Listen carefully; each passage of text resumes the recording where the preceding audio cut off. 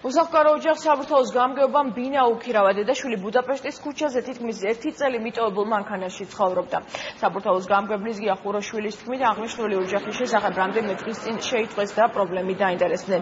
საბურთალოს გამგეობამ უსახლკარო ოჯახს ბინა წლის ბოლომდე უქირავა. მისი თქმით, დედაშვილი არ იმყოფება სოციალურად დაუცველთა ბაზაში და აცხადებს, რომ შუამდგომლობას გაუწევს შესაბამის სტრუქტურებთან. სოციალური მომსახურების სააგენტოს დირექტორის ნოე ქინქაძის თქმით, კი აღნიშნულ ოჯახს დახმარება 2012 წლის აგვისტოში მისამართის არარსებობის გამო შეუწყდა. მისივე თქმით, მისამართზე დაფიქსირების შემთხვევაში ოჯახს დახმარება აღუდგება.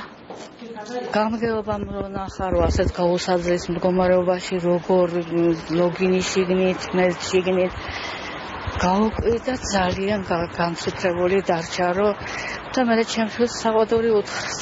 რატო არ მოხვედი და რატო არ მოგვაქცია საგარ ყურადღება და ძალიან დიდი მადლობელი ვარ მე. 9 თვეა ეს ადამიანი ცხოვრობს ამ პირობებში, იმის გამო რომ მან დაკარგა საცხოვრებელი, მოეხსნა სოციალური დახმარება და სრულიად შემთხვევით, როდესაც მე ვათვალიერებდი უკვე საგზაო სამუშაოებს, აღმოვაჩინე, რომ ეს ოჯახი ცხოვრობდა აი ამ გადაგდებულ მანქანაში. ამიტომ არის მნიშვნელოვანი, რომ ჩვენ ერთად ვიმუშაოთ ცენტრალურ ხელისუფლებასთან ერთად, რომ ადამიანებს მოუგვაროთ ელემენტარული პრობლემები. მერიის უშუალო ფუნქციაც არის, რომ სოციალურად დაუცველები უსნეყოს თავშესაფრი და მათ თქმა უნდა მისასალმებელია.